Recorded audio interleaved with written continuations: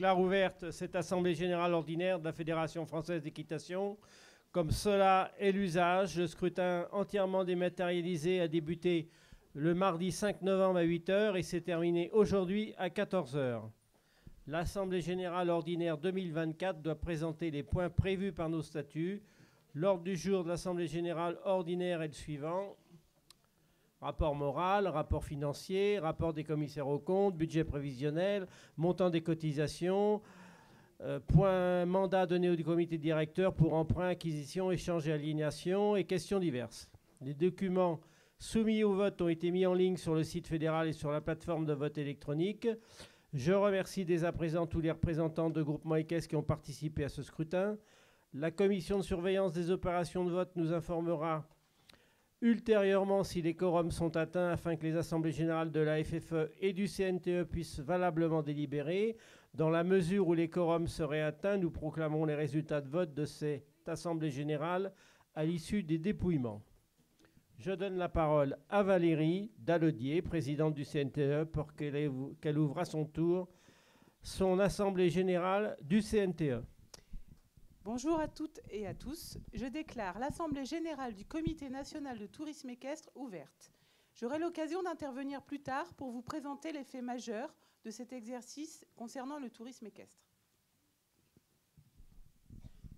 Bien, merci Valérie. En attendant les résultats du scrutin qui est clos donc depuis 14 heures et qui nous seront communiqués par la commission de surveillance des opérations de vote, je vous propose un bref retour sur ce millésime.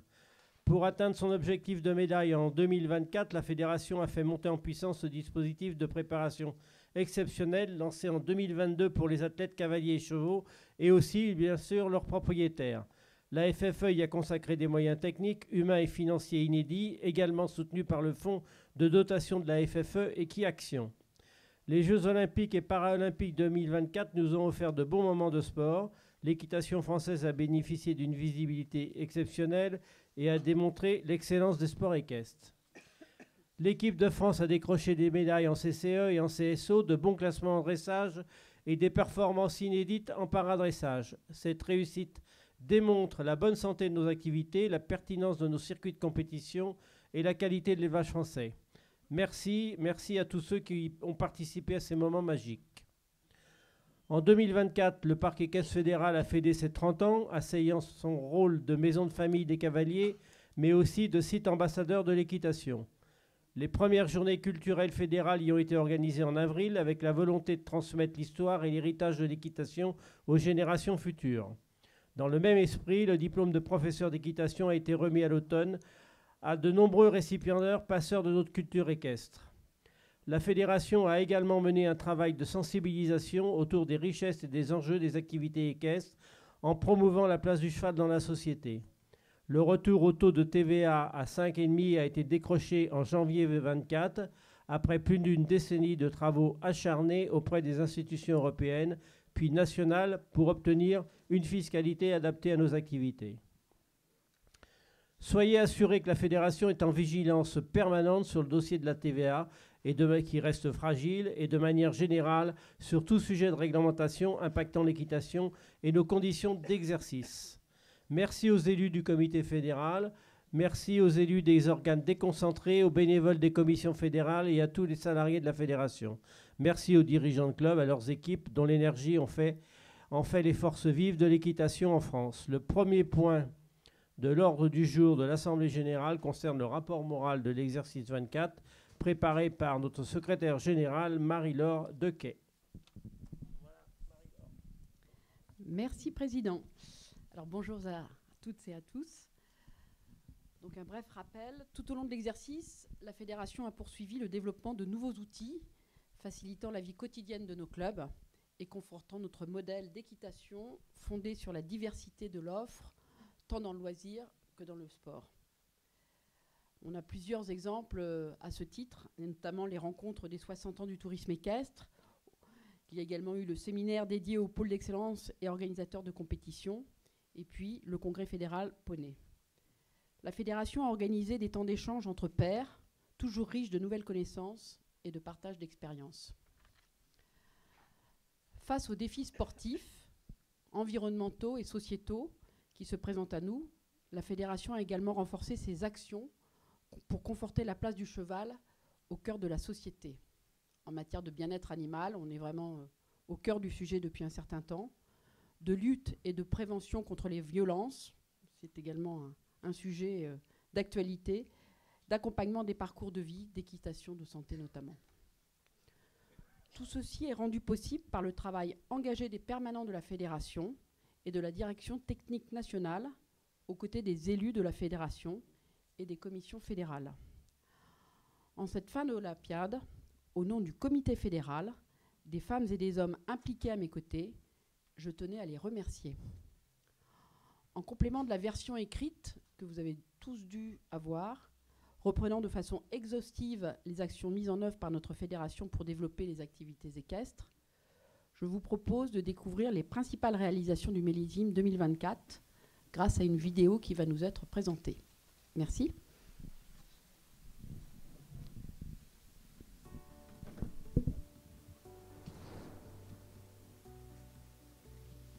Durant le millésime 2024, la FFE a poursuivi sa mission de développement d'outils et ressources au service des clubs, tout en défendant les intérêts des activités équestres. En cette année olympique et paralympique, la fédération s'est pleinement mobilisée pour faire de cette échéance majeure une opportunité tant sur le plan sportif que pour le rayonnement de l'équitation et du cheval.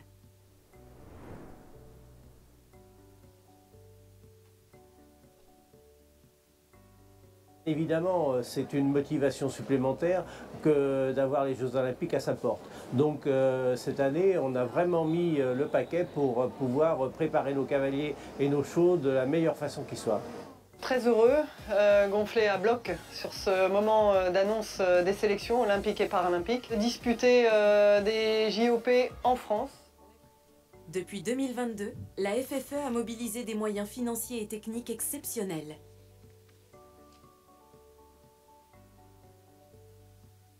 En lien avec GL Events Equestrian Sport, la FFE a participé à la réalisation des épreuves équestres et para-équestres des Jeux de Paris 2024.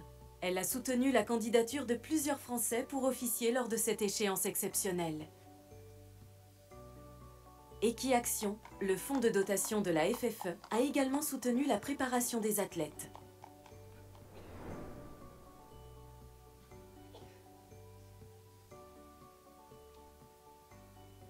Pour engager les cavaliers et le grand public aux côtés de l'équipe de France, la FFE a produit plusieurs séries.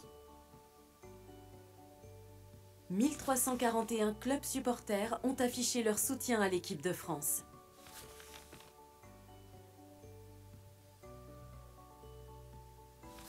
Le nombre d'engagés, 1,5 million en 2024, progresse de 2,7%. 14 633 officiels de compétition ont acquis ou maintenu un statut. La France reste le premier organisateur mondial de compétitions internationales. En 2024, les cavaliers des équipes de France ont récolté 79 médailles dans 9 disciplines.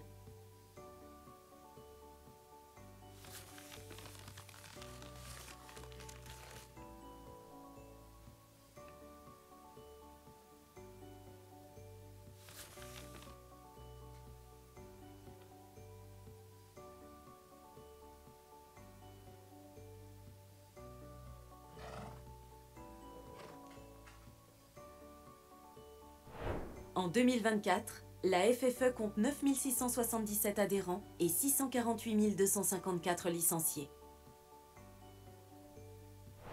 Le centre de contact a répondu à 91 000 sollicitations téléphone et mail avec une qualité de service de 94%. La fédération a organisé plusieurs opérations de développement.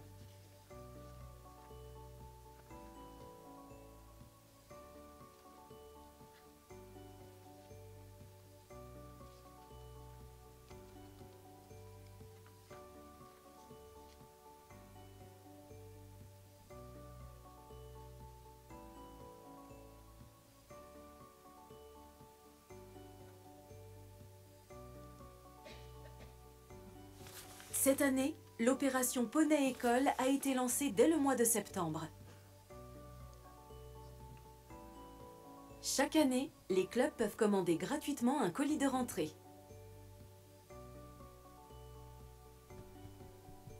Rendez-vous mensuel des dirigeants de clubs et enseignants, 9 visio FFE ont été organisés. Le service qualité a réalisé 1250 audits. La fédération a diffusé plusieurs publications.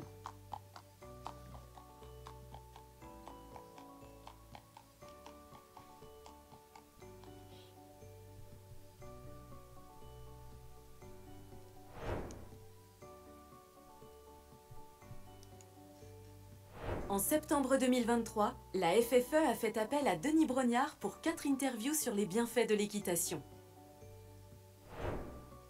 Pour conforter les clubs comme lieu de vie et d'épanouissement et générer une envie de pratique régulière, la FFE a produit 3 films courts « Partageons nos victoires ». Avant, je savais pas qu'on pouvait faire 1000 choses. Oui, 1000 choses.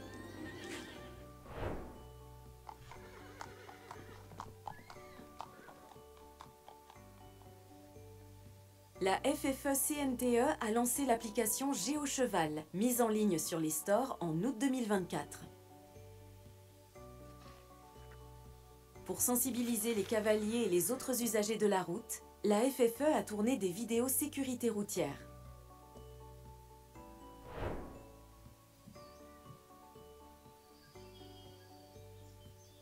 Maison de famille des cavaliers, le parc équestre a accueilli 1980 cavaliers avec leur club durant les vacances, ainsi que l'équipe de France de paradressage, de concours complets et de dressage en entraînement. En 2024, entre les manifestations équestres ou autres et l'activité séminaire, le parc équestre compte plus de 320 jours d'exploitation.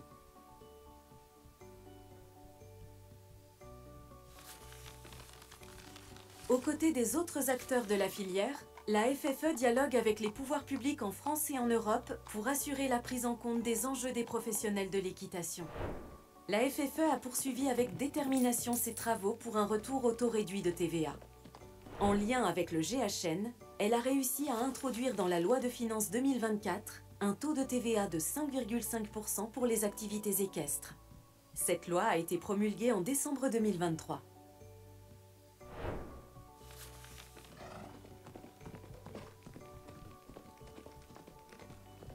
En 2024, la FFE compte 98 clubs partenaires et 4 282 licenciés à l'étranger.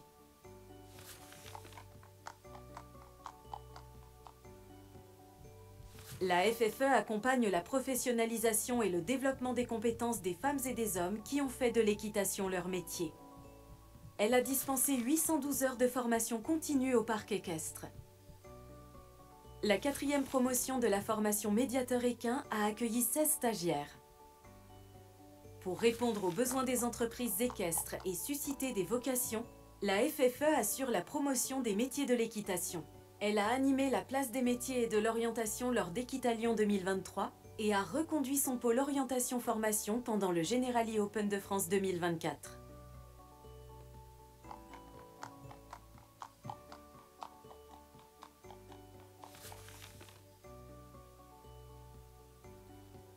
La FFE a déployé son programme Cheval et Altérité avec les CRE et CDE.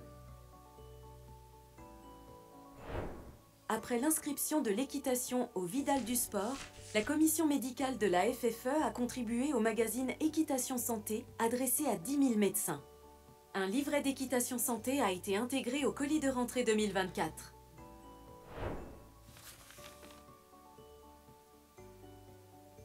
Le bien-être des équidés est au cœur de nos préoccupations.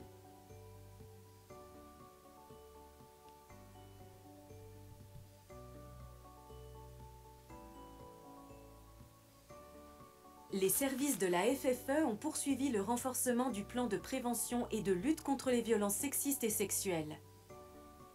Les officiels de compétition du Generali Open de France 2024 ont eu pour obligation de suivre le module en ligne sur le campus FFE.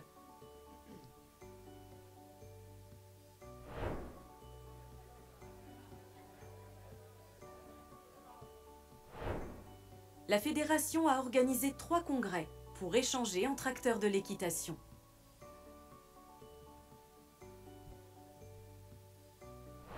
Tout au long de l'année, les services fédéraux ont accompagné les comités dans la mise en œuvre de leur mission. Le service territoire a accueilli en séminaire 40 CDE en mai 2024.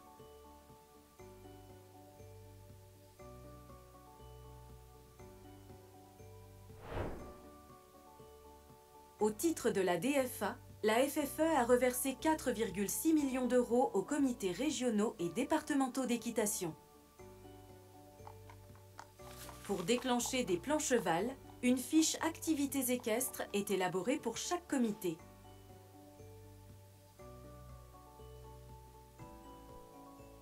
La FFE accompagne les comités des territoires ultramarins sur leurs besoins spécifiques liés à l'insularité. Pour la 6e année consécutive, elle a instruit le projet sportif fédéral de l'Agence nationale du sport. La fédération a assuré l'animation de la vie associative.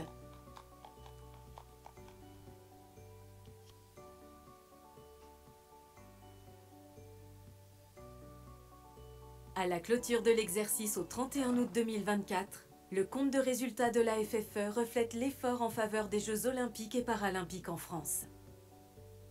L'effectif moyen de la FFE s'élève à 143 permanents sur les sites de La Motte-Beuvron et Boulogne.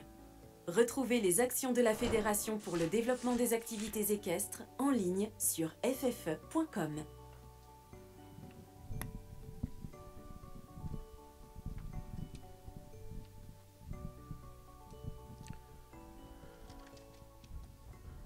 Bien, ben merci à tous ceux qui ont participé aux travaux de cette année. Merci au personnel de la fédération, aux élus qui les ont accompagnés et au dynamisme qui est davantage soutenu que la musique là. Ça manquait de pêche un peu. Hein. Bon, bref, mais ça nous repose après le repas.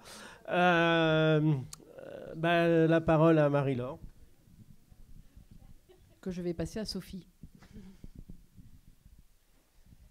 Merci. Merci, rebonjour à tous. Je vais redire un petit mot sur cette année un peu spéciale, mais surtout cette 4e année d'Olympiade. Je crois que pour la partie sport, on a su gérer tout ce rythme d'un cycle olympique, bien plus rythmé que la musique. Je rejoins notre président de notre film de rapport moral.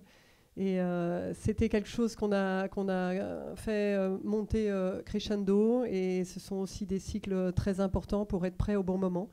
Donc on a, nous tous les acteurs, cavaliers, propriétaires de chevaux, partenaires, cadres techniques, staff, fédération, le sentiment du devoir accompli. On a vécu une très belle Olympiade et Paralympiade. On a eu en marge, et c'est pas péjoratif, de toutes ces JOP, une année sport exceptionnelle avec un nombre de médailles qu'on n'avait jamais atteint. Donc je pense que toute cette dynamique a boosté toutes les disciplines, que les choix des staffs, de l'accompagnement et de la motivation des cavaliers, meneurs, voltigeurs, qui sont pour beaucoup médaillés cette année et qui seront récompensés lors d'un moment convivial et d'un gala au mois de décembre, et qui est bien mérité. Tout ça, c'est aussi l'engouement d'une fin d'Olympiade. Pour revenir sur les Jeux olympiques et paralympiques, on est très satisfait des résultats, on est très satisfait de l'image qu'a donné ce sport de haut niveau dans le monde entier. Bien sûr, la fédération était associée avec GL Event Equestrian, et je ne peux pas m'empêcher de citer Sylvie Robert et toutes ces équipes avec lesquelles on a vraiment travaillé main dans la main, aussi pour préparer dans les coulisses ce fameux home advantage qui peut quelquefois se retourner contre nous. Et même si les coulisses n'étaient pas toujours évidentes, faciles et fluides, je crois que tout le monde a tenu sa place, tout le monde a été bien préparé et surtout bien accompagné. L'effort considérable de la fédération, il était attendu, mais je remercie d'une part les administrateurs et notre président Serge Lecomte pour sa confiance dans les actions menées, parce que quand on a un budget alloué, il y a une ventilation derrière, et on nous a souvent fait confiance. On aurait pu en faire encore mieux, je l'entends dans votre esprit, mais ah oui. On est content, mais pas très content. Voilà, on est content, mais pas très content. et nous de même. Je l'ai exprimé en disant on a un sentiment de devoir accompli. Effectivement, on n'est pas grisé, on n'est pas fou. On a eu quelques déceptions, et dans la préparation et dans les résultats. La concurrence est rude, et très, très, très rude. Et le point suivant, et pour les prochains, ça sera surtout d'analyser encore mieux la concurrence. Mais on a fait quand même de façon optimale et presque maximale pour beaucoup tout ce qu'on pouvait faire avec les moyens qu'on avait. Et c'est d'abord grand chapeau à nos cavaliers, puis à nos propriétaires de chevaux, parce que sans eux, il reste piéton. Et ensuite aux partenaires, puis la fédération. On oublie aussi peut-être facilement quelques institutions, mais qui positionnent la fédération de façon très forte dans le paysage institutionnel. C'est l'Agence nationale du sport qui nous a accompagnés financièrement, humainement, qui a aidé aussi dans toutes ces perfs.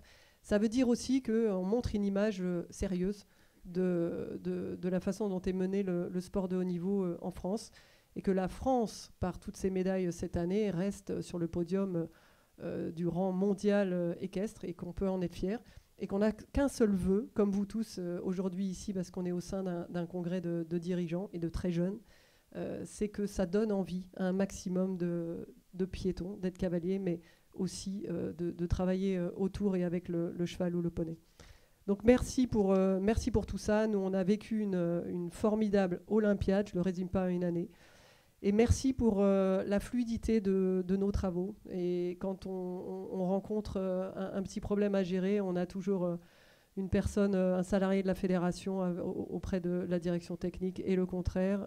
Merci à Frédéric Bouix, avec lequel j'ai vraiment travaillé sur toute cette Olympiade au quotidien, parce qu'il faut rester fort, il faut qu'on montre une belle fédération, une belle institution. Et merci à tous les administrateurs, et un grand bravo encore à toute l'équipe de cadres techniques, mais aussi de prestataires, staff, qui ont animé cette année sportive. Merci Sophie. Je repasse la parole au président. Moi, je voudrais juste rajouter un coup de chapeau à Julien Epaillard, qui nous avait fait un parcours exceptionnel, qui, sans ces 4 points dont il ne nous a pas donné l'habitude, était loin devant les autres. Donc, en tout cas, c'est en mémoire ce que je garde de cette finale de CSO aux Jeux Olympiques. Bien, remerciements bien sûr à tous les officiels de la FFE qui participent chaque semaine à nos compétitions et à l'encadrement de nos activités, et plus largement à tous les bénévoles qui favorisent notre sport. Nous allons maintenant aborder les points 2, 3 et 4, les rapports financiers 2024 et les rapports des commissaires aux comptes, le budget prévisionnel 2025, afin d'en faciliter la compréhension. Olivier Klein, notre trésorier adjoint en lien avec Elisabeth Treillant, notre trésorière, nous a préparé une présentation des rapports financiers. Bon, comme je pense que vous avez tous examiné avec attention les comptes, je vais me contenter d'être assez synthétique et de faire une visite guidée en sortant les gros points. Si on peut passer les premiers transparents. Bon, vous rappelez, je crois que c'est utile d'avoir en tête simplement quelles sont nos charges et quels sont nos produits, et quel est l'équilibre de nos comptes. Donc, ce qui est important de voir, c'est que plus de la moitié des recettes, ça provient des licences, et un tiers des recettes proviennent des engagements de compétition. Après, les manifestations, on en reparlera rapidement, c'est en fait essentiellement l'exploitation du parc. Donc voilà ces produits, ces recettes. On en avait, vous l'avez constaté, les produits ont un peu augmenté d'une année sur l'autre, puisque cette année, on ressort 44 millions contre 43 l'an passé. Les charges. Alors les charges, elles, ont augmenté plus que les recettes l'ont augmenté, et on va voir pourquoi. Alors les charges, c'est quoi? C'est, pour être simple, un gros quart en faveur des clubs, un gros quart en faveur du sport, et on retrouve le coût des manifestations fédérales en face des produits des manifestations fédérales. Je ne vais pas m'appesantir longtemps sur cette répartition pour regarder un peu plus en détail ou faire une petite visite guidée simple de ce qu'a été l'exercice clôturé. Donc, on l'a dit, c'est un exercice qui est exceptionnel. Exceptionnel sur le plan de ce qui s'est passé, exceptionnel aussi sur le plan des résultats financiers. Il y a eu effectivement l'impact financier dont on a parlé. On en a parlé des Jeux olympiques et paralympiques qui ont été un succès, mais avec un impact financier. Une communication qui est intensifiée. On a parlé des spots qui ont été tournés, qui sont passés en début d'année. Et puis de faire aussi un point sur notre activité, comment le faire régulièrement, qui est un peu des résultats qui sont un peu contrastés, je dirais. Jeux olympiques, donc il y a eu un investissement exceptionnel de la fédération, qui a été rappelé tout à l'heure, des soutiens non moins exceptionnels, tant du ministère des Sports que d'Equiaction. On a eu quelques sponsors aussi qui nous ont aidés, notamment la Fédération de la maroquinerie. Et il y a eu un très bel accueil sur le site des cavaliers et des officiels à la ferme de Gallier qui était à côté du stade. Alors, charge nette pour l'exercice, donc c'est le total des charges moins les produits qui sont affectés, d'1,2 million qui ont pesé de plus par rapport à l'an passé. Donc, l'autre point qu'on a cité, on a fait un gros effort de communication. Et la campagne de publicité dont on parlait tout à l'heure n'était pas gratuite, puisqu'elle a pesé, elle était à cheval sur l'exercice qu'on a clôturé et l'exercice précédent. Mais l'essentiel a porté de 2,2 millions sur l'exercice qu'on a clôturé. Donc, et on a poursuivi la présence sur les réseaux sociaux, qui est très vraisemblablement un des médias les plus efficaces pour nous, pour recruter. On parlera après des adhésions. Voilà. Alors l'activité, que je dis que ça a été contrasté. Les licences sont en recul, avec notamment les primo-licenciés, sur lesquels on souffre un petit peu. En revanche, la fidélisation augmente et on garde nos cavaliers, nos licenciés plus souvent. Et compétition, une évolution qui est contrastée aussi, puisque la compétition club se porte bien, avec une augmentation des engagements. Amateurs et pros marquent un peu le pas, avec moins 1% à peu près. Voilà la photo de cet exercice. Alors, je crois qu'il y a un point qui est important à noter aussi, c'est que l'activité du Parc fédéral s'est très bien passée. Et l'Open de France de l'été dernier a enregistré, on a retrouvé les niveaux historiques qui ont été un peu sonnés par la Covid. Et l'Open de France a une progression de 14%. Se développent aussi les autres manifestations et se développent les séminaires. Et je crois que ce qui est important de noter, c'est que le parc est aujourd'hui à l'équilibre financier. Voilà, les charges et les produits spécifiques liés au parc fédéral, à la Maison des Cavaliers, s'équilibrent. Donc, quand on fait le total de tout ça, donc résultat comptable exceptionnel, on va faire un petit peu, je ne vais pas résister au plaisir de vous faire un petit peu d'historique, parce que je crois que c'est important aussi de resituer les choses. Donc on a une perte de près de 2 millions d'euros, ce qui est largement autorisé, compte tenu des réserves qui ont été accumulées par le passé, qui sont justement là pour, on n'est pas là pour thésauriser, on est là pour faire face à des investissements exceptionnels, et avoir les JO près de chez nous est un investissement exceptionnel. Oui, ce qu'il faut préciser, c'est que les Jeux olympiques qui viennent tous les 4 ans, qui demandent un vrai investissement, ne peuvent pas être étalés sur les 4 ans. Donc toutes les charges des olympiques tombent sur la même année, alors qu'il faut provisionner justement cette dépense, malgré tout, en recettes positives dans les années précédentes, ce qui avait été fait. C'est ce qu'on faisait historiquement. Puis les commissaires aux comptes nous ont tiré les oreilles et nous ont dit qu'on ne pouvait pas provisionner. Donc c'est des coups de période. Donc voilà, On peut passer au transparent suivant. Alors, je crois que c'est important de faire un petit point sur l'historique, en fait, l'historique de notre fédération. Et je remonte à un quart de siècle. Et il y a un quart de siècle, on se retrouvait avec une fédération, si on peut passer à la slide suivante, une fédération qui n'avait pas de contenu.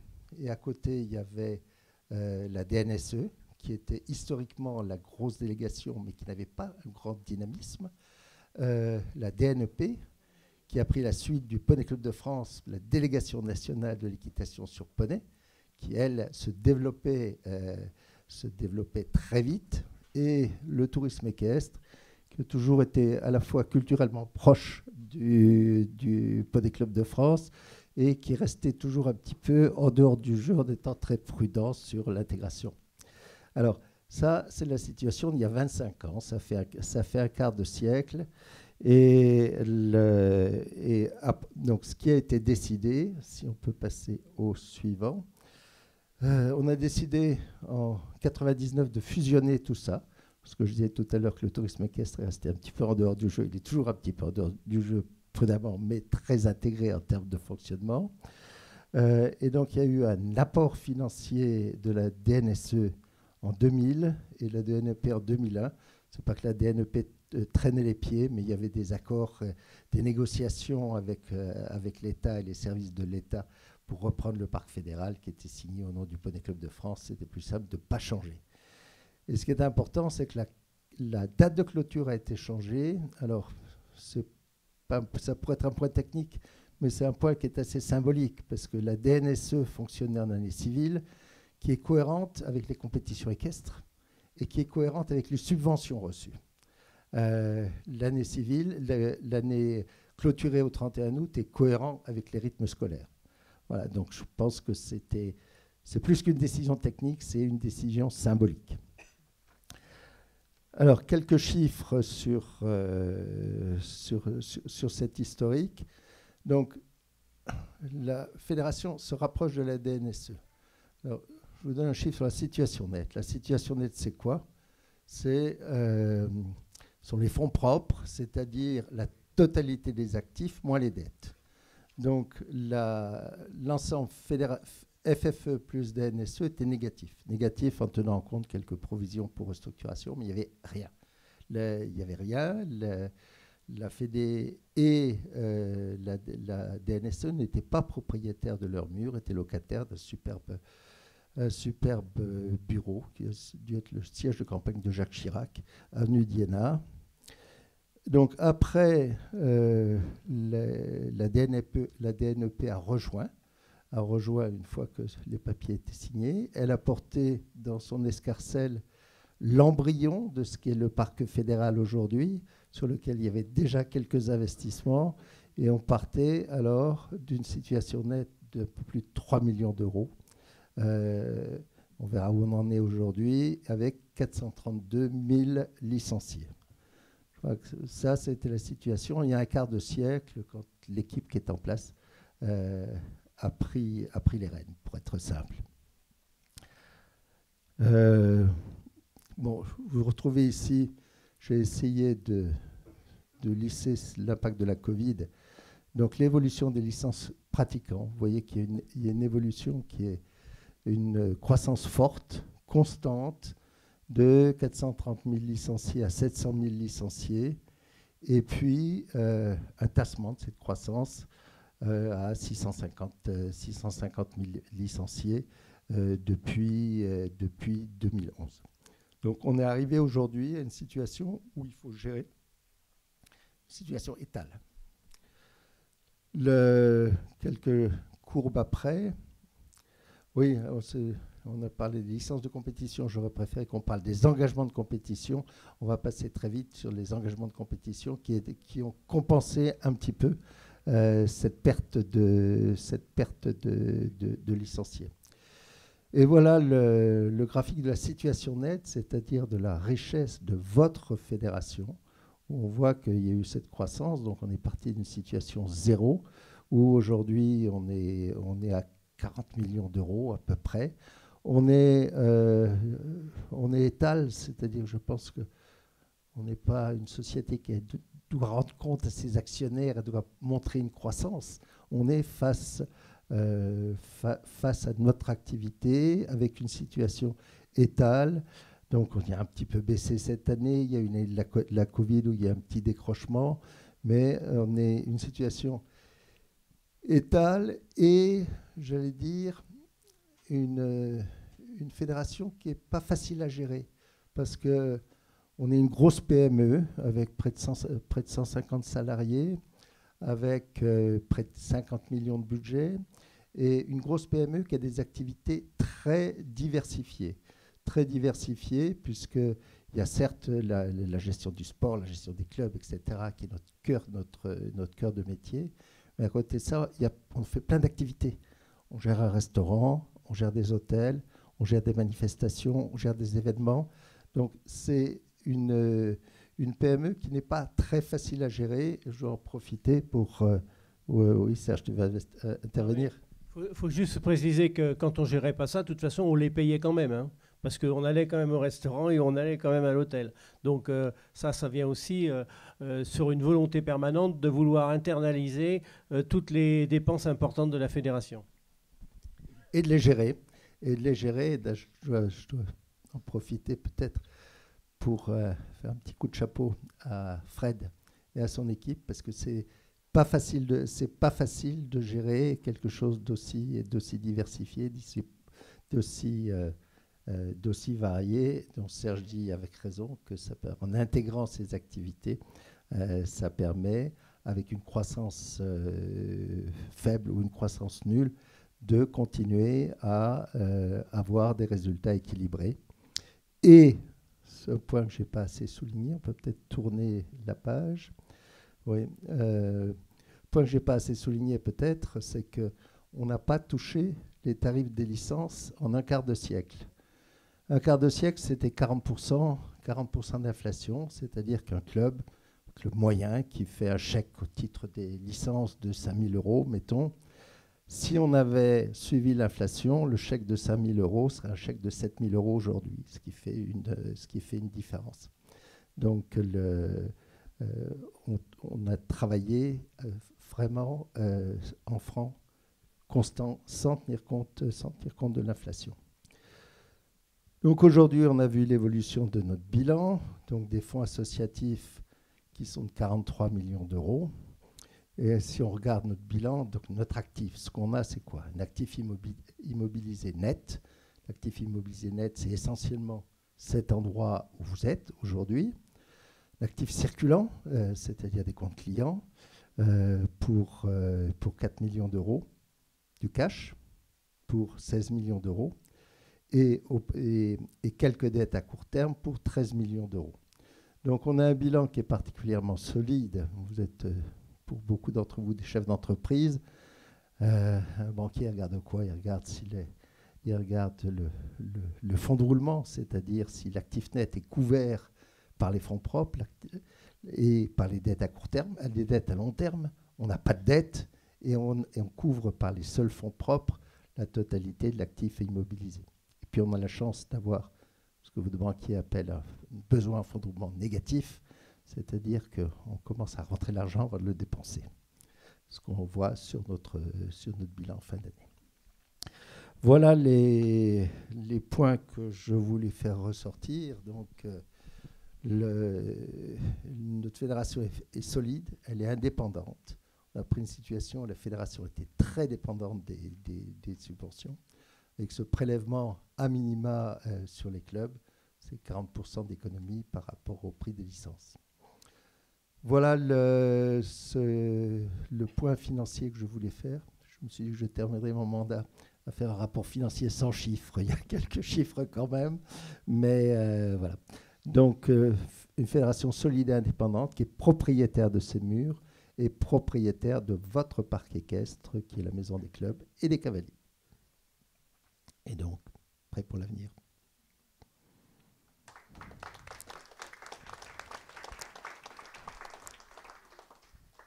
Donc, je crois que je passe le micro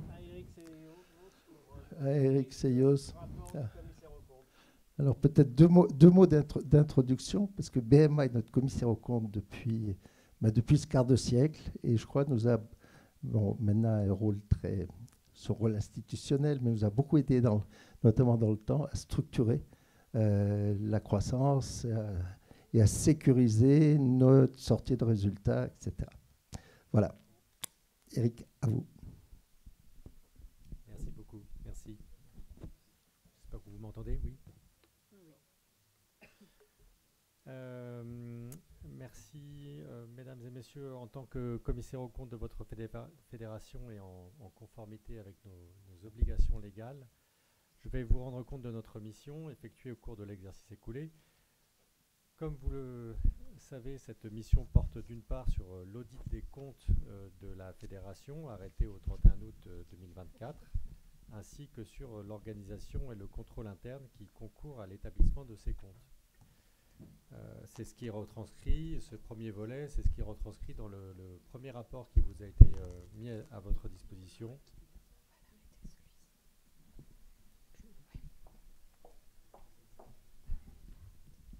Petit problème de micro a priori. Donc ce premier volet qui concerne les comptes de la fédération et l'organisation et le contrôle interne, c'est ce qui est retranscrit dans le rapport qui s'appelle rapport du commissaire aux comptes sur les comptes annuels.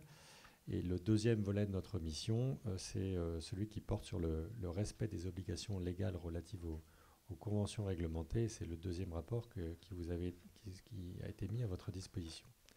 Concernant le rapport sur les comptes, donc nous avons mis en œuvre l'ensemble des diligences imposées par nos normes. Et pour ce faire, nous avons reçu toute la documentation nécessaire et avons travaillé avec les services de la fédération avec une grande transparence et beaucoup de fluidité, et je les en remercie pour cela. Nous avons donc été en mesure de vérifier que les comptes qui sont soumis à votre approbation sont bien conformes à la réglementation en vigueur en France et reflètent de façon fidèle le patrimoine de la fédération et les opérations écoulées au cours de l'exercice.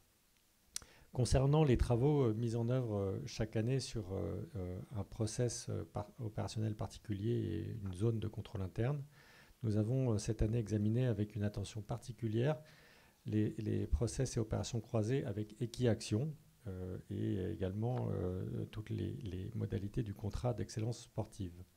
Ces travaux nous ont permis de vérifier la cohérence entre les contrats et les opérations réellement effectuées. Donc à l'issue de ces travaux sur les comptes et sur le contrôle interne, nous n'avons pas identifié d'anomalies et c'est la raison pour laquelle nous avons émis dans notre rapport une opinion de certification sans réserve. Concernant maintenant notre rapport sur les conventions réglementées, donc je rappelle qu'une convention réglementée, c'est une opération qui n'est pas courante et qui est contractée par la fédération avec une autre entité avec laquelle la fédération aurait des dirigeants ou des administrateurs communs.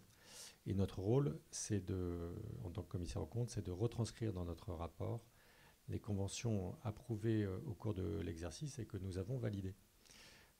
Donc sans les reprendre de façon exhaustive, enfin de façon détaillée plus exactement, parce que le rapport est assez long, je vais vous citer les conventions, les 5 conventions qui y figurent. Elles concernent Equiaction. Donc les 2 premières, ce sont des conventions de prêt de main-d'œuvre à but non lucratif. La 3e concerne l'autorisation d'utilisation de la marque Equiaction déposée par la fédération auprès de l'INPI. La 4e concerne l'hébergement du site internet développé par Equiaction. Et enfin, la dernière est relative aux dépenses prises en charge par la fédération et non refacturées à Equiaction. Vous pourrez retrouver l'ensemble des modalités liées à ces conventions dans notre rapport. Je vous remercie pour votre attention.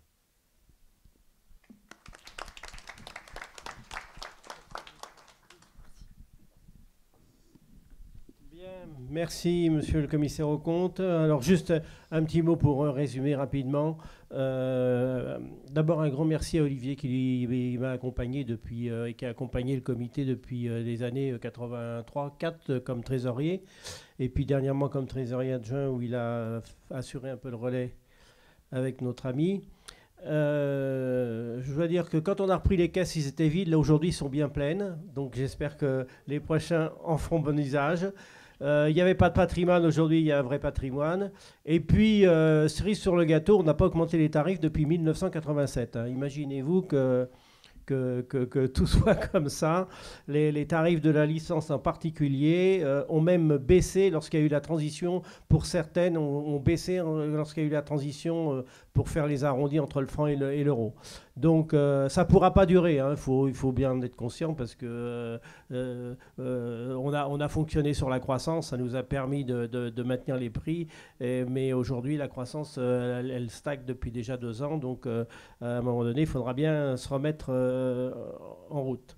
Donc merci Olivier de nous avoir accompagnés pendant toutes ces années et puis bon usage pour la suite, pour les deniers de la fédération qui ont été sagement utilisés et conservés année après année. Je crois qu'il y a eu 2 années où on a annoncé un petit déficit sur l'ensemble, mais comme je vous l'ai précisé tout à l'heure, déficit qui était largement provisionné par les résultats des années précédentes. Voilà, donc maintenant je passe la parole à Valérie.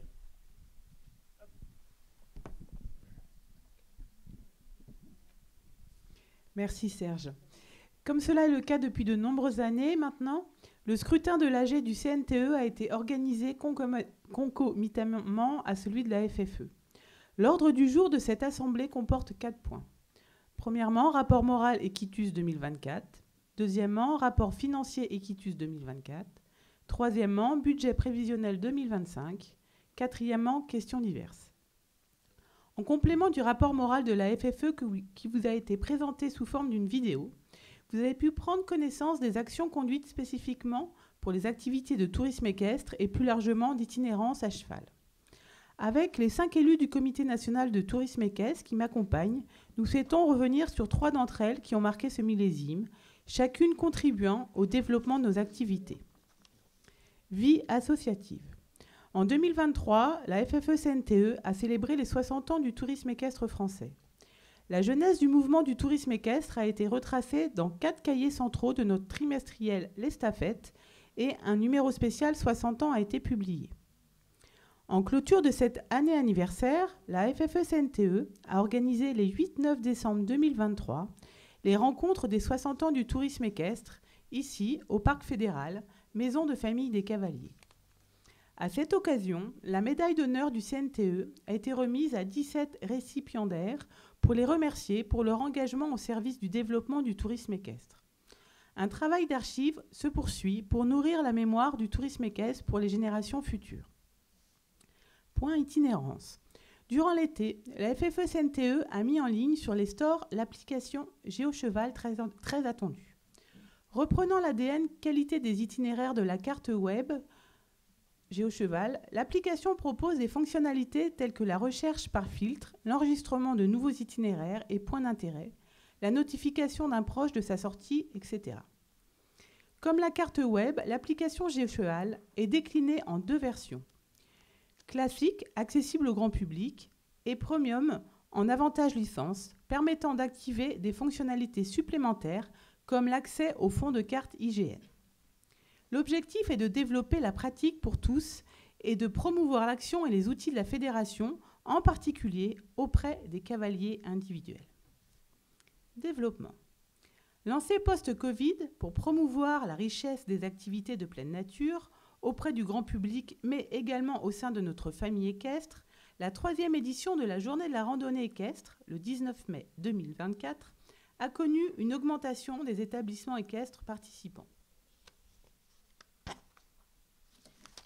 atteignant ainsi son objectif de diversification avec 43% seulement de labellisés centres de tourisme équestre. Rendez-vous le 18 mai 2025 pour la prochaine édition, l'occasion de partager les atouts de l'équitation de pleine nature avec tous les amoureux de la nature et du cheval. À l'international, la FFE-CNTE a participé à la coopération autour du développement du tourisme équestre en région Fecq-Meknès, ainsi qu'à plusieurs réunions de la FITE, notamment les 2e rencontres internationales du tourisme équestre en mai 2024 à Rome.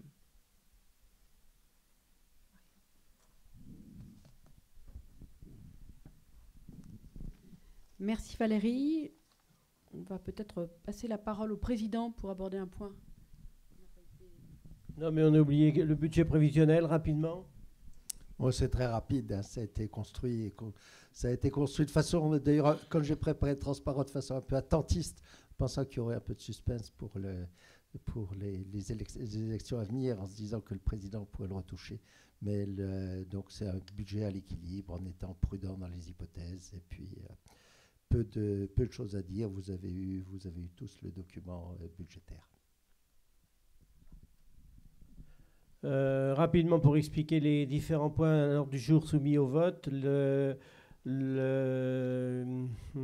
point numéro 6, mandat donné au comité directeur pour emprunt, acquisition, échange et aliénation, c'est en particulier pour la gestion du parc qui fait près de 400 hectares et sur lequel il y a toujours, avec les riverains, ou des échanges de parcelles ou des rachats de parcelles imbriquées dans le parc, etc.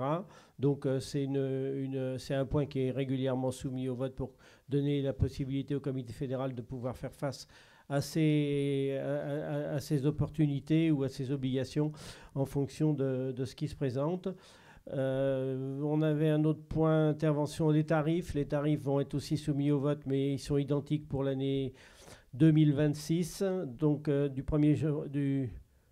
montant des caisses dus au groupement et caisses affiliées ou agréées pour 2026, appliqué au 1er septembre 2025. Donc la cotisation annuelle des membres actifs reste à 820 €.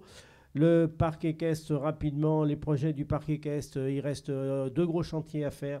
Vous savez qu'on avait commencé le château, pour ceux qui l'ont vu, il y a maintenant 30 ans, parce qu'il passait après les autres besoins du parc. Les prochains projets sur parc sont la réalisation d'une clinique équine avec un spécialiste de vétérinaire équine qui a déjà de nombreuses cliniques dans l'Hexagone, dans la France. Et puis la reconstruction des hébergements d'hôtellerie de premier accès pour que ceux qui connaissent et qui viennent, qui sont les dortoirs actuels qu'on veut réhabiliter. Donc il y a encore un peu de projets de travail devant nous pour la nouvelle équipe pour faire face à ces différents éléments-là. Qu'est-ce qu'on avait d'autre? Voilà, tout ça c'est bien nourri pour pas qu'on s'endorme tous. Reprise Marie-Laure Dequet, c'est ça? Pour lire les résultats, non? Tu les as? Moi, je ne les ai pas personnellement, mais on va poser la question de savoir si les résultats de l'Assemblée générale sont disponibles. Merci. Voilà notre président de la commission des votes. Bonjour à tous. Donc, le dépouillement des votes a pu s'effectuer après avoir atteint le quorum. Il représente 16 736 voix sur 60 862, ce qui représente 27,5% des voix. Voilà. Le résultat, donc, résolution par résolution. Le rapport moral a été adopté avec 14 051 voix, soit 80,44%. Le rapport financier a été adopté avec 13 718 voix, ce qui représente 90,26%. Le rapport au commissaire aux comptes a été approuvé avec 14 117 voix, ce qui représente 93,54%. La résolution 4 pour le budget a été approuvée avec 13 338 voix, ce qui représente 88,94%. La résolution 5 a été adoptée avec 13 783 voix, ce qui représente 84,33%. La résolution 6 pour les acquisitions et pouvant être faites par le comité fédéral représente 13 249 voix, soit 88,61%. Les résultats pour le CNTE, le dépouillement a pu être également effectué après avoir constaté l'obtention du quorum. Donc pour la résolution 1, le rapport moral, ça représentait 1999 voix, soit 93,67%. Pour le rapport financier, 1997 voix pour 93,49%. Et pour la résolution 3, 1959 voix pour 92,45%. Voilà pour les résultats de l'Assemblée générale ordinaire. Il va y avoir l'Assemblée générale, l'élection, pardon, la prochaine Assemblée générale élective, pardon. On vous a envoyé, il y a beaucoup de dirigeants ici, vous savez qu'il n'y a plus qu'un seul candidat.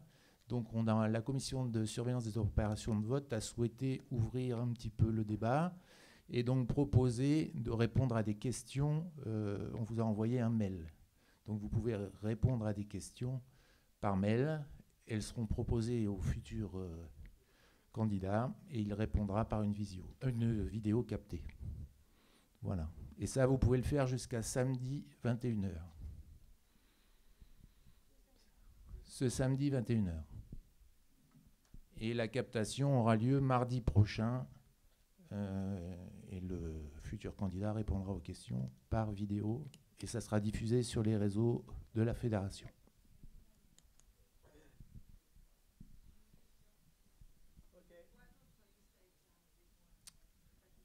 Alors, la commission est chargée de vérifier que les listes sont conformes à nos statuts et au règlement intérieur. Et donc, la deuxième liste ne répondait pas complètement aux statuts et au règlement intérieur. Donc, on n'a pas pu la maintenir.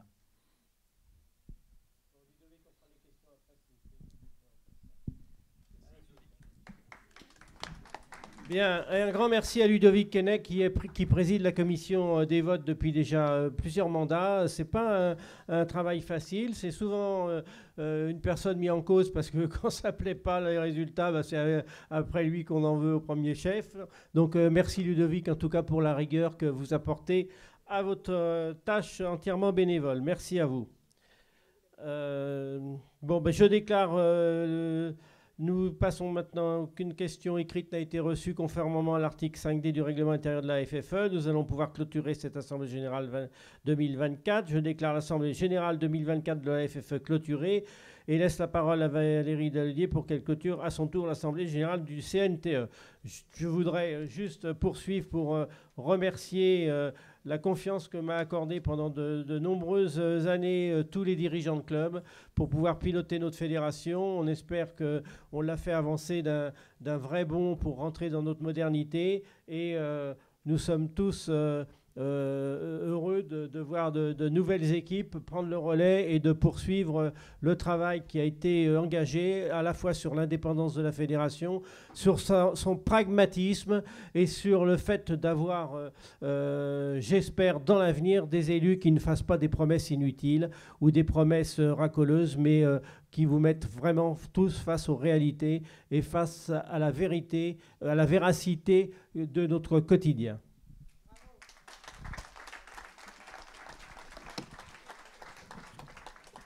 Nous n'avons pas reçu de questions écrites. Je vous remercie de votre participation et clôture l'Assemblée générale 2024 du CNTE. Bien, merci Valérie. Alors, comme toutes les assemblées générales, il y a un nouveau temps. On va distinguer quelques personnes qui ont particulièrement marqué par leur travail, leur engagement ces dernières années du monde de l'équitation. Auparavant, si vous avez quelques questions à poser, là on est en audition libre, on peut répondre à ce que vous souhaitez. Est-ce qu'il y a des questions dans la salle que vous voulez aborder ?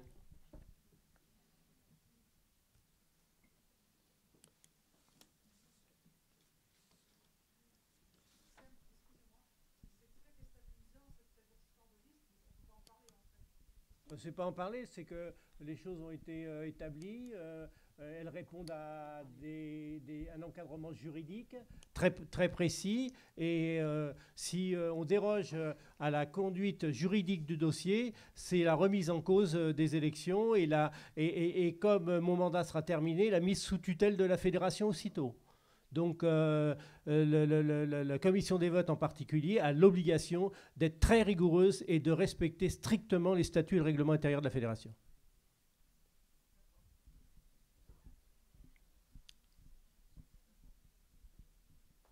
Voilà. Il y a d'autres questions sur d'autres sujets, hein, si vous souhaitez. Bien, écoutez. Né en 1946, c'est pas hier, à Paris, François Emery est un architecte, cavalier du club hippique Bourbon à La Réunion, installé pendant 50 ans à La Réunion, militant associatif de la cause équestre de longue date, c'est un représentant de La Réunion puis des Outre-mer dans les instances fédérales. Architecte cavalier, ses études à Neuilly-sur-Seine puis à l'École nationale supérieure des beaux-arts en architecture à Paris lui font vivre les événements de mai 68. François, si tu veux venir jusque-là. Au quartier latin, en 72, il débute son activité professionnelle d'architecte libéral à l'île de la Réunion qu'il l'adopte. Il mène aussi des projets à Mayotte. Cavalier, il passe son premier degré en 65 à l'école militaire de Paris. À la Réunion, c'est un pilier du club hippique Bourbon depuis 72, où il rencontre Serge Lecomte, moi-même, alors moniteur à l'époque. Il y pratique une équitation de loisirs et il est propriétaire de chevaux. Militant associatif en 1976 avec Alain Châtel et Jean Hoireau, pour ceux qui ont un peu de mémoire et qui ont été des personnes bien connues de la DNSE. Il participe à la création de la Ligue réunionnaise d'équitation qui fédère les 3 clubs de l'île à l'époque, qui en compte aujourd'hui 45 avec plus de 3000 licenciés. En 1978, il est élu au comité puis au bureau du club hippique Bourbon. En 1985, il devient officiel de CSO, président de jury, chef de piste. La même année, il contribue à l'ouverture au sein du CHB du premier poney club de La Réunion et par la mise à disposition des usaines de poney Shetland. En 1990, il installe à La Réunion la délégation régionale à l'équitation sur poney. À cette même époque, les échanges en CSO avec La Réunion, Madagascar, l'île Maurice impliquent la création d'une fédération équestre de l'océan Indien dont il est l'un des fondateurs. En 2000, sous l'impulsion de la FFE, il met en place le comité régional d'équitation de La Réunion. Cette même année, il est élu membre de l'Organisation réunionnaise des échanges sportifs et socio-éducatifs, association en partenariat avec les collectivités régionales qui aide au déplacement des sportifs vers la métropole et les îles de l'océan Indien. En 2004 et 2020, François est élu membre du comité de la FFE. Il préside la commission Dom-Tom, qui devient en 2021 la commission des territoires ultramarins. En 2005, il est élu membre du comité régional olympique et sportif de La Réunion. Promoteur de la filière dans l'océan Indien, dans l'objectif de refaire vivre à La Réunion l'activité des courses de chevaux et sous l'impulsion de Paul Vergès, président de région, il participe activement en 2004 à la création et au développement de la société de course de Bourbon et du conseil de chevaux. À ce jour, le projet d'hippodrome est toujours d'intérêt pour les collectivités. En 2007, le sport équestre est retenu pour les Jeux des îles de l'océan Indien organisés à Madagascar et cela nécessite de créer les fédérations équestres des États malgaches mauriciens avec l'aide du président de la FFE. L'année 2008, il est élu membre du GHN qu'il représente à La Réunion. En 2014, il anime un comité de rédaction pour l'écriture de 60 ans de Passion Cheval à La Réunion, ouvrage publié en 2016. De cette aventure naîtra sous la direction de Stéphane André la publication trimestrielle de la revue Hippique qui aborde les sujets de la filière équine des îles de l'océan Indien. Et il est médaillé de bronze de la jeunesse et des sports, chevalier dans l'ordre du mérite agricole en reconnaissance des services rendus au sport et à l'agriculture. La médaille d'honneur de la FFE vient récompenser un engagement fort au service des sports équestres ultramarins pendant de nombreuses années. Merci encore François pour ton accompagnement et ton action.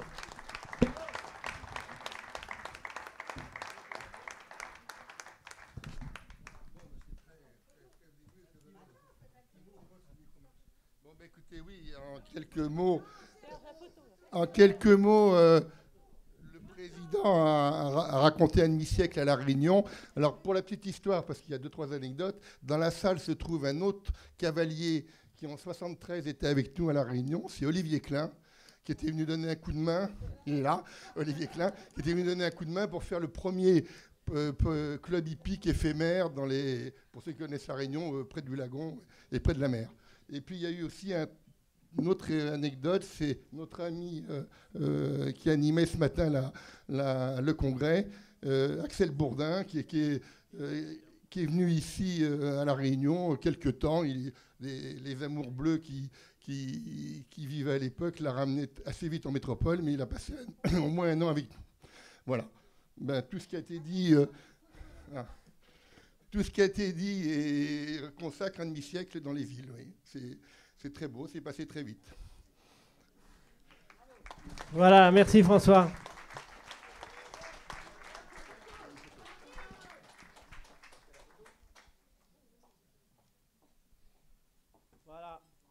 Alors, née en 73, Valérie Dalodier est une passionnée d'équitation de pleine nature, guide de tourisme équestre, experte fédérale en trek et en tourisme équestre. Elle est présidente du comité national de tourisme équestre. Elle a fait partager son goût pour la randonnée à nombre de cavaliers au sein de la ferme équestre de Bois-Belloir, puis écurie Val-de-Cœur, créée en 1995 près de Bernay en Normandie, aux confins du Perche et du Pays d'Auge. Formation éclectique, elle débute l'équitation sur poney à l'île Saint-Germain, puis à la CBB où elle prend goût au concours complet, grâce à Gérard Queneau, ancien cavalier de l'équipe de France. En parallèle, tous les étés, elle monte en Auvergne à la Bride des Fougères chez André Thiodat, où elle découvre l'équitation d'extérieur. À 12 ans, elle s'initie à cru au débourrage des chevaux de race d'Auvergne, élevés par ses voisins. Sa formation initiale l'a conduite à un bac S, puis à un BTS d'optique et de photonique.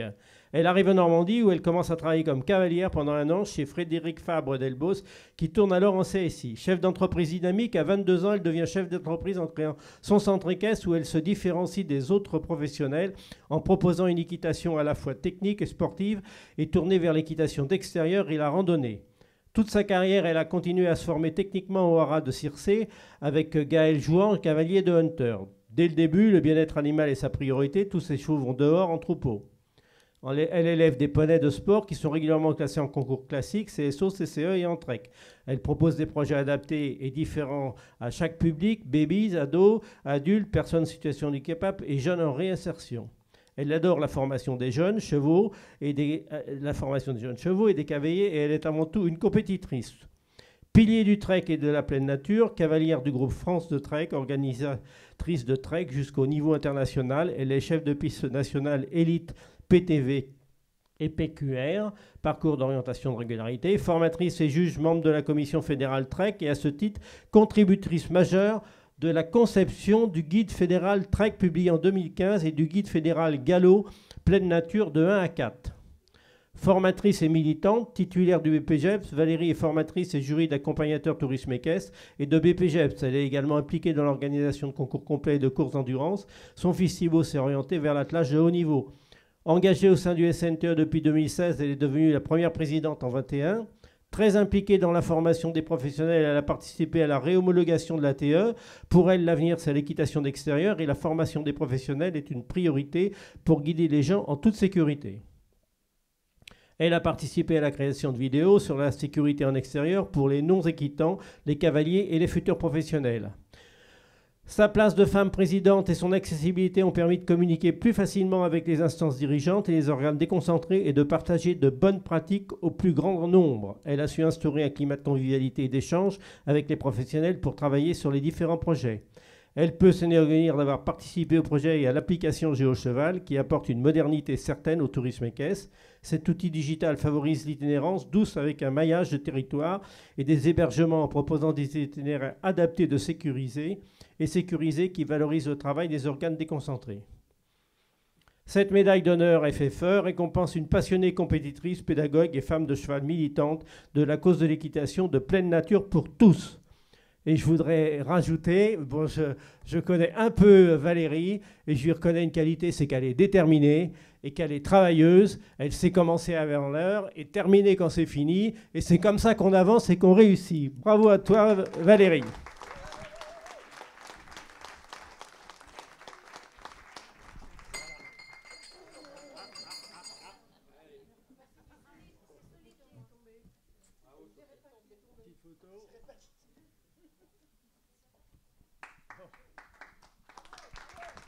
Merci. Juste pour la petite anecdote, j'ai eu la chance de monter à l'île Saint-Germain et j'ai eu aussi la chance d'aller faire, je ne sais pas comment ça s'appelait à l'époque, de prendre le train avec les poneys et d'aller à Deauville avec tous les poney clubs d'Île-de-France.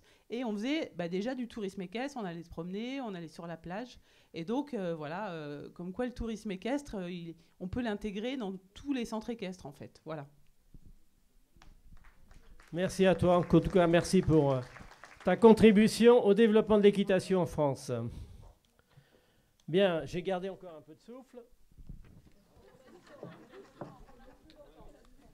Ah ouais, mais moi, quand je suis parti, j'aime pas... Voilà.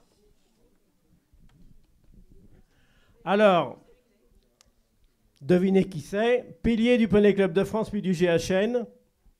Il est de ceux qui ont secondé Serge Lecomte pour faire entrer l'équitation française dans le XXIe siècle cavalier. Homme de terrain et de dossier, il s'engage d'abord comme bénévole, puis devient permanent, concentré sur des dossiers structurants. Vous savez qui c'est? Bon, il est où, Jean-Marc Lassus? S'il te plaît.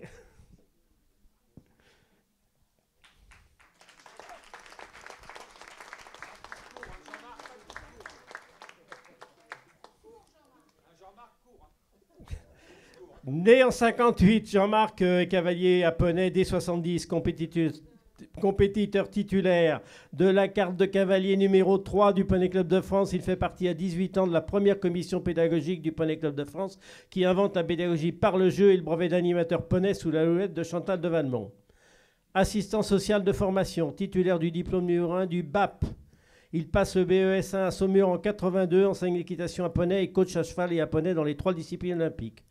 En 86, il devient directeur du Poney Club de France. Il met en place la gestion centralisée par Minitel des licences, des galops et des compétitions. C'était une première dans le monde sportif. Personne n'était informatisé à l'époque.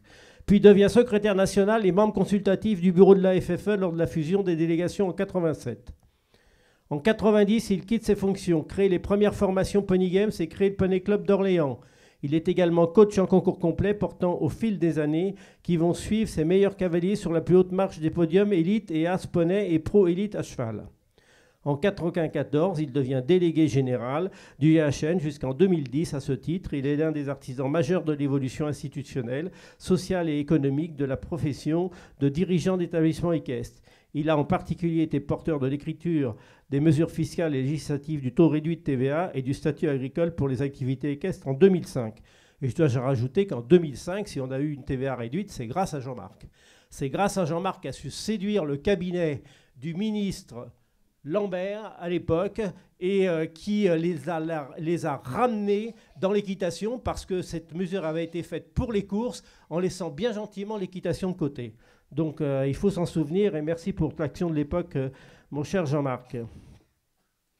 Conseiller pour structurer après 2010 au sein de l'entreprise Parcours Conseil, il occupe des fonctions de développement d'équitation à la FFE, puis auprès des organisations professionnelles de la filière du cheval jusqu'au niveau européen. Il sera de nouveau pilote à l'écriture du règlement zootechnique européen pour sa partie concernant l'élevage des équidés, en collaboration avec tous les acteurs de la filière française du cheval. Il sera aussi technicien en charge de l'animation d'un groupe d'amis du cheval au sein du Parlement européen. C'est ce groupe de parlementaires qui portera en mars 2017 le vote unanime des partis européens de gouvernement en faveur de la liberté de taux de TVA pour les activités équestres dans le cadre d'un rapport d'initiative parlementaire.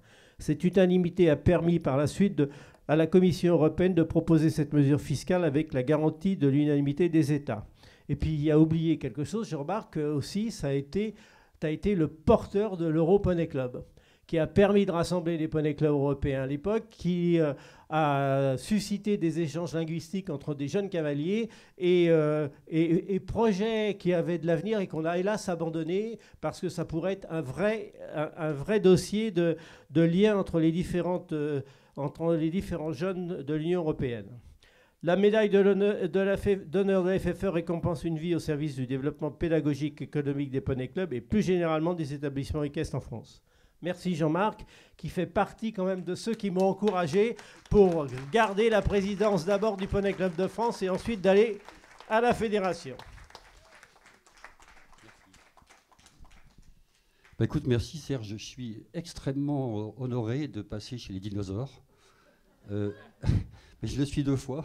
J'ai vu tellement de dinosaures à cette tribune que c'est mon tour. Mais je le suis en même temps que Serge, donc c'est bien particulier pour moi.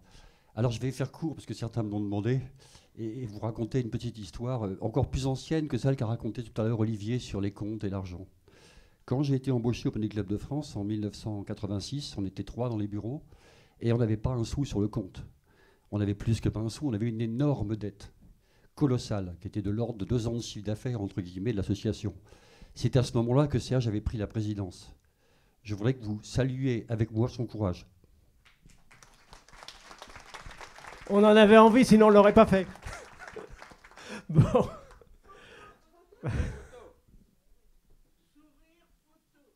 Et médaille. Voilà. Bien, encore merci Jean-Marc pour ton accompagnement pendant tant d'années.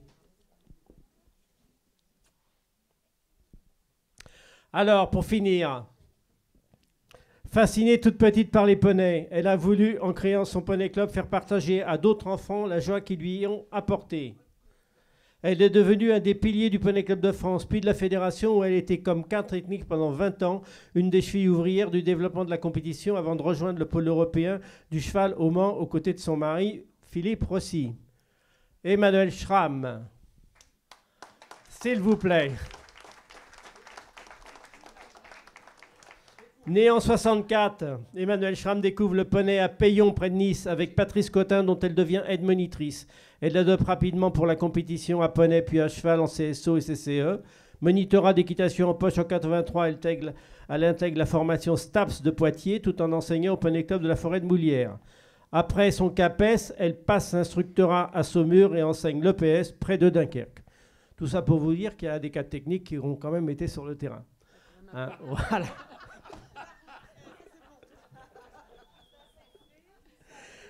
Elle revient à l'équitation en créant son Poney Club de la Ballonnière près de Poitiers. Elle découvre les Pony Games à Wembley, les lance dans sa région, en fait la promotion auprès de tous les Poney Clubs. En 1994, elle est du groupe auquel je fais visiter le parc équestre, alors national, pour présenter son grand projet de développement aux délégués régionaux et au comité. Déléguée de l'ADREP, elle développe la compétition à poney dans sa région Poitou-Charentes et chaque année, elle prépare ses cavaliers en CCO, CCE et Pony Games pour les championnats de France, voire d'Europe. En 2002, elle intègre la direction technique de la FFE quand Pascal Dubois devient DTN. Elle est en charge des compétitions poney et club et à ce titre directrice sportive du Grand Tournoi et du Generali Open de France aux côtés de Jacinthe Giscard d'Estaing. En 2007, elle met au point en binôme avec Sophie Dubourg qui s'occupe des compétitions amateurs et pro, le nouveau règlement unique des compétitions pour tous les niveaux et toutes les disciplines. On avait défriché à l'époque. Hein. Alors, ça, on venait de loin. Hein. Toutes les compétitions et toutes les disciplines différentes.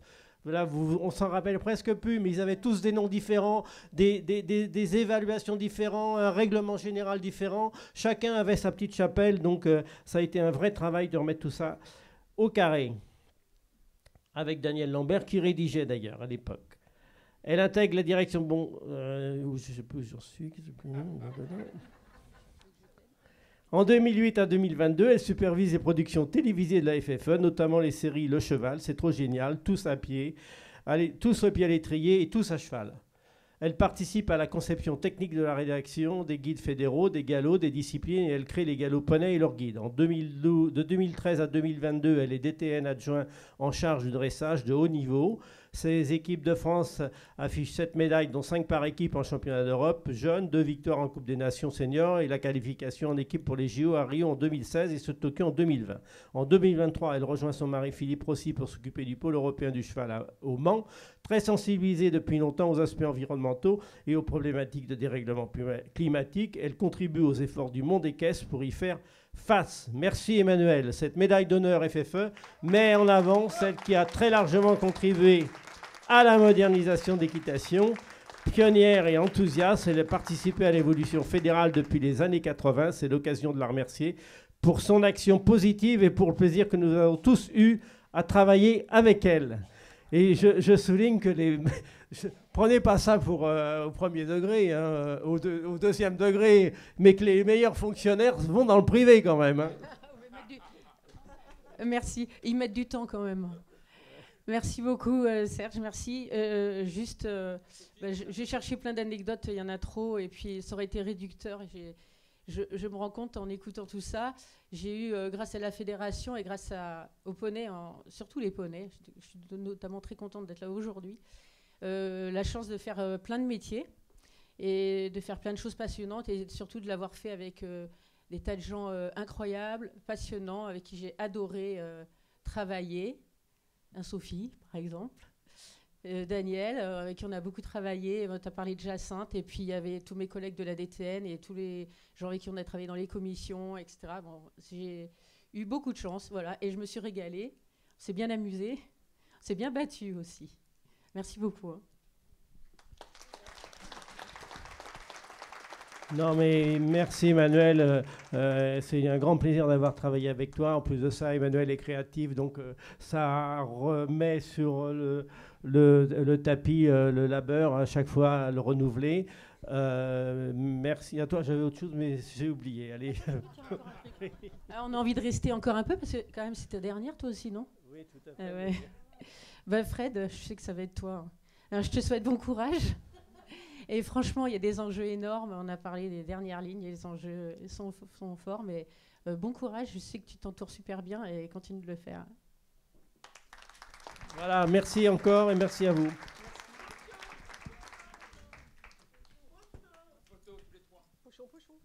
Bon, Sophie, serrez-vous un peu là. C'est la première fois.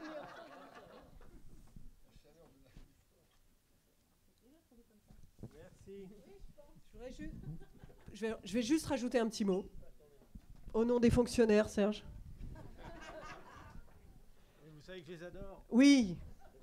Emmanuel, merci. Merci à toi vraiment pour toute cette contribution au sein de la DTN, parce que je pense que tu as marqué tout le monde par ton engagement, ton honnêteté, ton entièreté. Et ce qu'Emmanuel a fait de quitter le fonctionnariat pour privé, c'est super courageux. Mais c'est aussi par conviction, bien sûr pour rejoindre M. Rossi Schramm au Boulerie Dress, Boulerie Dress Jump. Mais merci parce que je crois que tu as marqué toutes les générations. C'est pas lié à ton âge ou à ton ancienneté, mais c'est souvent par des débats très engagés et très argumentés que tu as élevé, éveillé et enrichi tous tes collègues.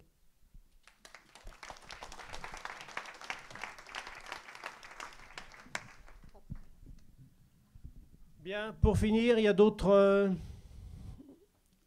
il y a autre chose que vous voulez aborder? Bah, écoutez, en tout cas, l'auditoire est très jeune. L'avenir d'équitation, c'est vous maintenant. Donc, à vous de vous lever tôt et de vous coucher tard et de faire le boulot. Oui?